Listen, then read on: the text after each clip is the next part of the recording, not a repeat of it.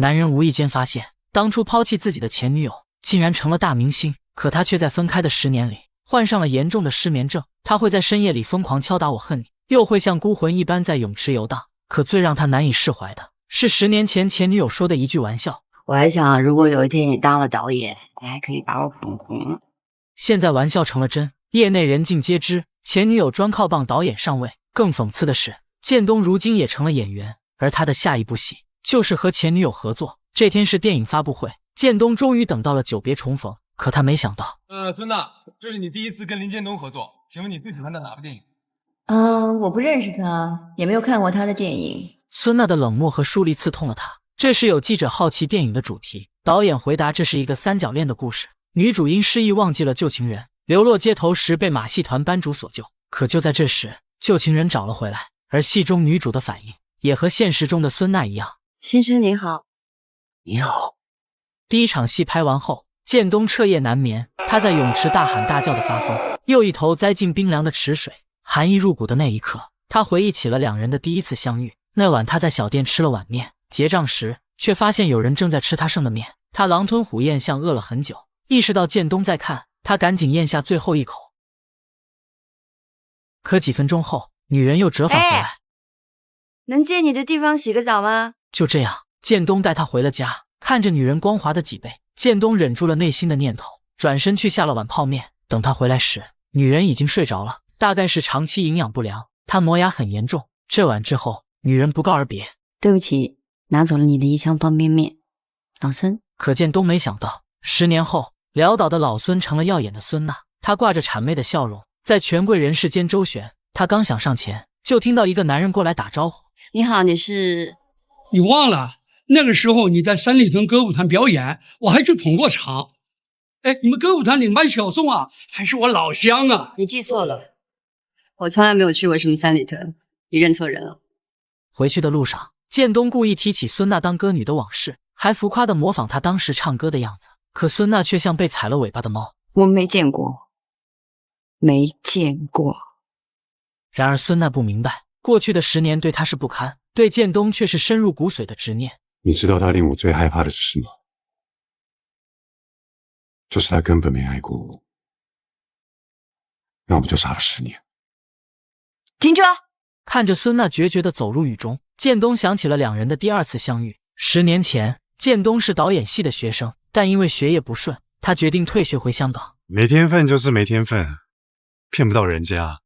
可在下车的那一刻，老孙紧紧拽住了他。他们就这样从天亮做到天黑，北漂的生活各有辛酸。建东拍片用光了学费，老孙主动收留了他。然而老孙住的地方竟然是一个废弃厂房的地下室。住进来的第一晚，他们吃了顿火锅庆祝。北京的冬天格外凛冽，可老孙有股打不死的顽强。他捡废品摆小摊，还幻想有朝一日成为大明星。而这段相濡以沫的岁月，也成了建东人生中最快乐的时光。然而命运的笔触总是充满嘲弄。不久后，老孙的明星梦实现了。因为在一场轻功戏中当群演，他被50岁的制片人看中，男人许诺带他去美国，也顺势提出了自己的条件。Yeah, they are cold.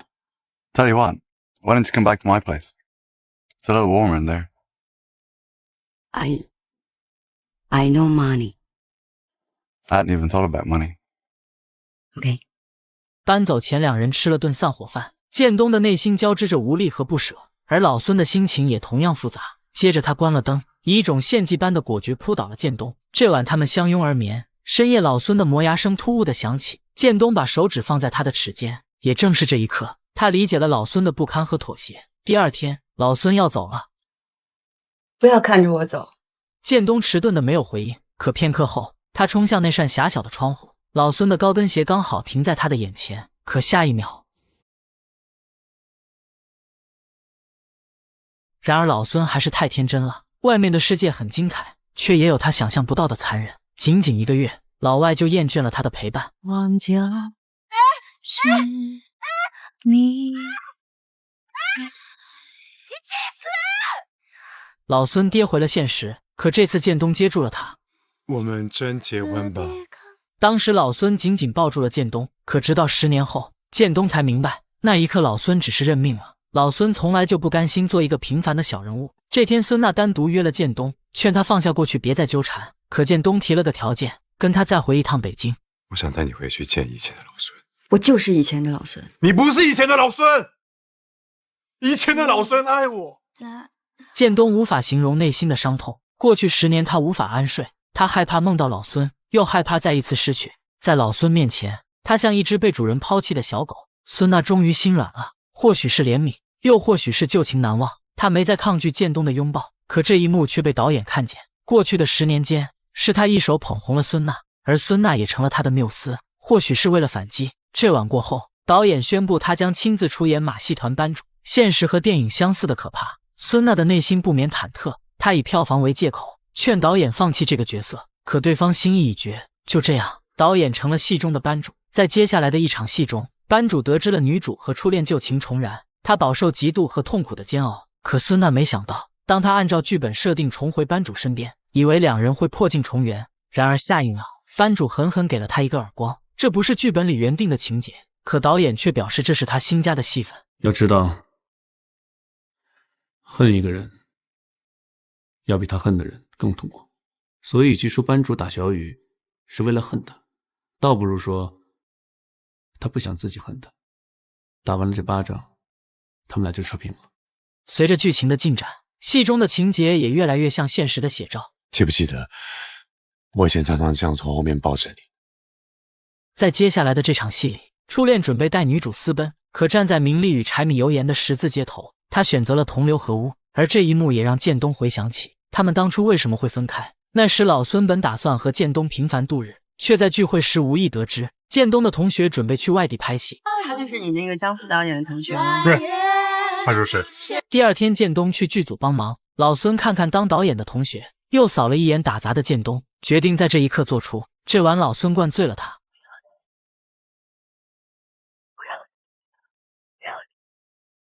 老孙走了，他留下一卷钞票和一段录音，彻底从建东的世界中消失了。更残忍的是，几天后同学告诉他，老孙准备跟他一起去拍戏。他真的跟着你们进导演？他跟我。现实残酷的像河流，裹挟着他的人生自此坠入窒息的漩涡。这晚孙娜又开始磨牙，导演轻轻抵住她的嘴唇。这10年里，他们互相利用，也彼此陪伴。可现在，他该放手了。第二天，导演消失了，整个剧组因此停摆。可建东却趁机带孙娜回了北京，这里的一切早已物是人非。初见的面馆变得荒凉破旧，可那间地下室的小屋却保存完好。同样被遗留的，还有那个录音机，而里面是建东10年如一日的执念。1995年12月19号，你没有回来。老孙，你到底在哪里？回来吧。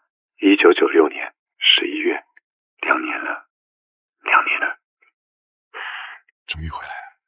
你可不可以回来一次啊？只要回来一次就好。我答应你，我不会留你的。你可以走，好不好？10年的深情似乎在这一刻得到回报。孙娜又成了老孙，内心深处他无法否认，或许他也曾有一点真心，可他怎么也没想到，建东用10年设了个局。第二天，老孙独自醒来，屋内空荡荡的，只有那个录音机。你醒了。我真的很想看见你现在的样子。我用了10年的时间去等这一刻。昨天晚上你还用力的紧抱着我，你一定以为我就是你的一切。你什么时候变得那么天真了？你忘了吗？你说过，最爱你的人永远是你自己。你知道我这一辈子最失败的是什么？就是我竟然爱上一个我鄙视的人，结果连我自己都鄙视我自己。可因爱才会生恨，报复无法带来快意，却让建东感受到无尽的空虚。李先生回上海吗？2张机票，另一位呢？建东如梦初醒，他弄丢了自己最爱的人。片刻后，他狂奔回那间小屋，可老孙不在那。接着他跑向了那条河道，老孙蜷缩在墙根，看到老孙泛红生怨的双眼，他的心一阵钝痛。命运将他们连结，可在互相伤害的纠缠中，他们谁也不是赢家。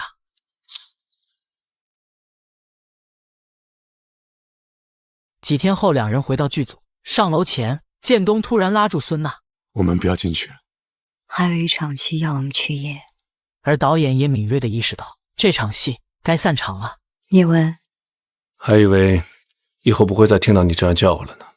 那时候，你需要个导演，我需要个伴儿。以为替你拍过第一部片，我们的关系就会结束了。没想到跟你拍完一部又一部，我们在一起那么多年，大家都要多了。这天是电影的最后一场戏，大雪纷飞中，班主爬上了几十米高的钟楼，而孙娜则和他隔空相望。他们将为观众表演最后一场马戏。然而，当孙娜准备伸手接住班主时，他主动放了手。高空之上，孙娜拼尽全力，可她的身体还是在一点点滑落。放手吧，让我成为你的回忆，孙娜。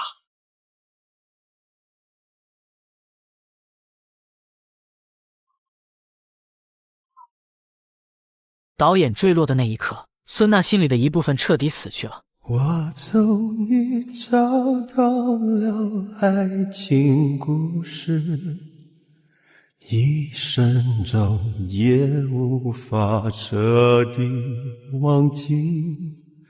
我终于拥有了美丽回忆，飘过来当过去，永不忘记。几分钟后，导演从地上爬起，原来这一切只是他精心准备的告别。可孙娜却如梦初醒，过去随风而逝，他们都不该再沉溺其中。戏演完了吗？